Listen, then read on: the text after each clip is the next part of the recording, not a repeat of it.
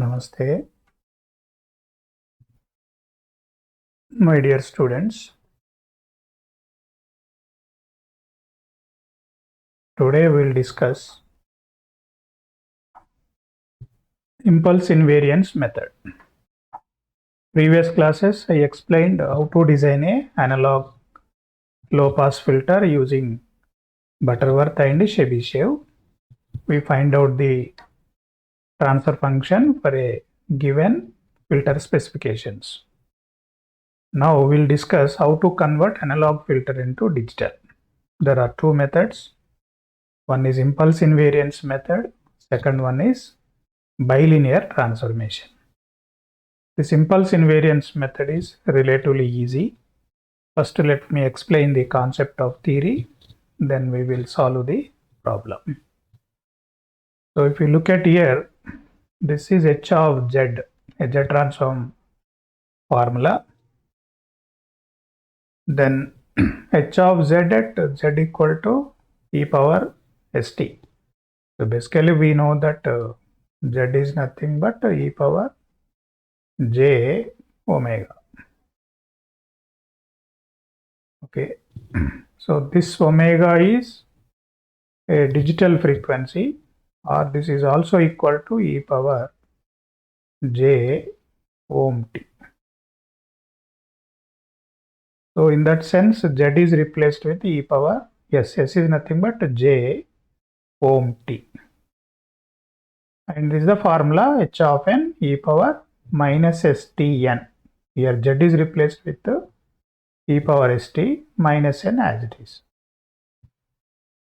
Now basically in general, Fourier transform, Z transform is equal if Z equal to e power j omega. Z equal to e power j omega means Z transform, Fourier transform equal. If Fourier transform not possible, then we go with Z equal to r e power j omega. So in that case, r e power j omega equal to e power s. S equal to sigma plus j ohm t. Then if we compare real, r equal to e power j ohm t and e power j omega equal to e power j ohm t. So you get this equation. This we are already familiar. Omega equal to ohm t. Now let S1 equal to sigma plus j ohm is nothing but this S1 I am replacing with sigma plus j ohm.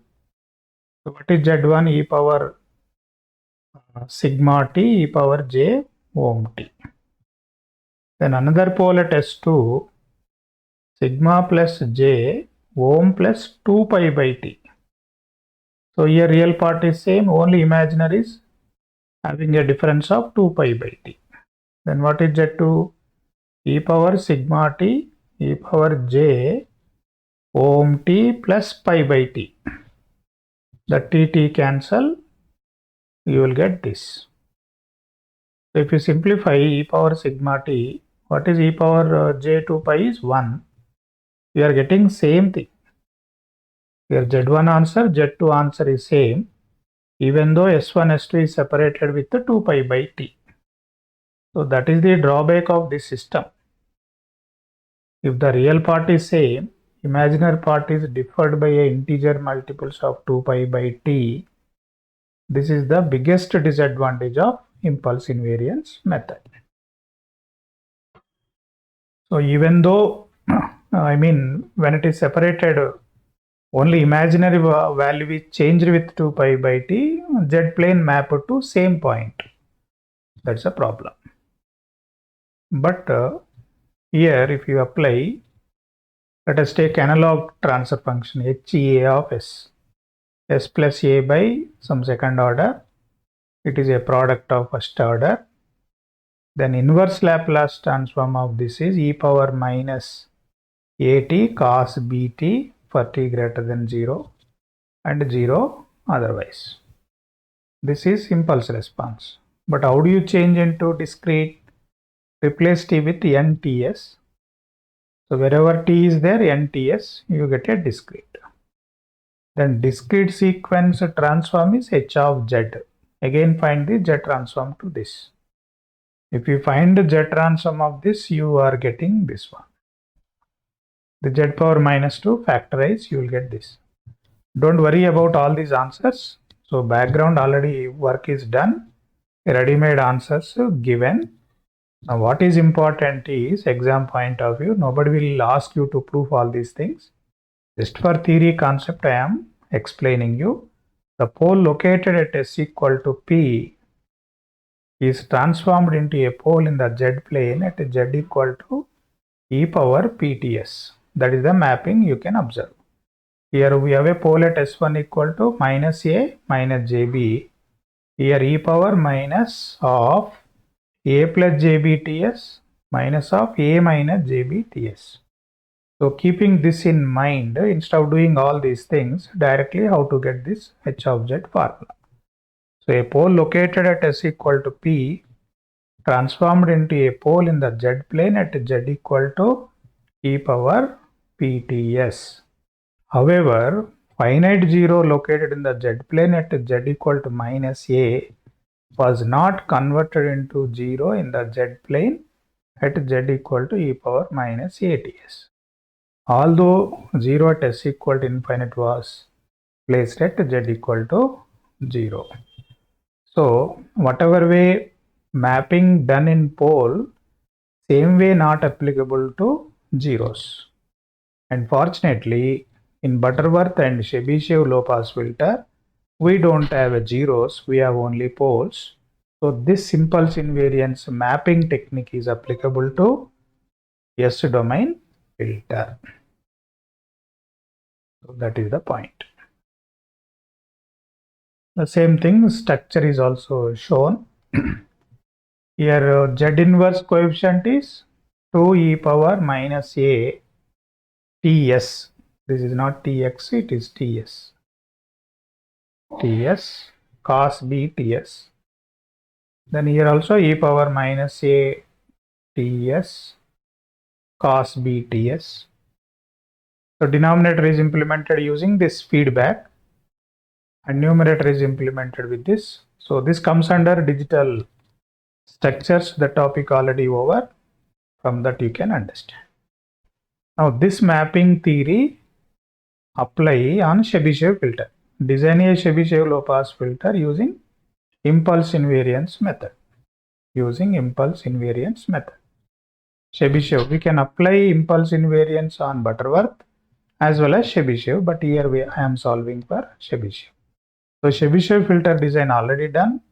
We got n is equal to 4 with 4 S1 2 poles, S3 4 2 poles. Now this I have to change into Z plane. And here by default you take Ts equal to 10 power minus 4 if nothing is mentioned. And if it is given, whatever is given in the question, you take it as it is. And Z12 equal to e power S12 Ts. S12 Ts. Okay.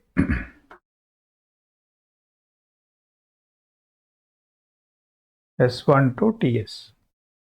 So S12 already there, multiplied with the Ts. E power minus 0.148 plus or minus j 0.179. This convert into this form. This is r e power plus or minus j theta. Similarly, Z34, again r value e power plus or minus j theta. So again these pole locations multiply, you will get a transfer function.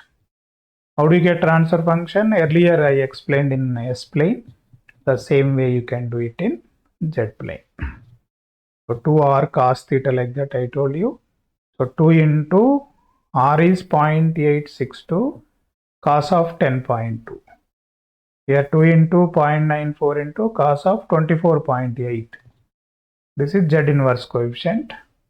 But if you apply, you will get minus will become plus. This is r square.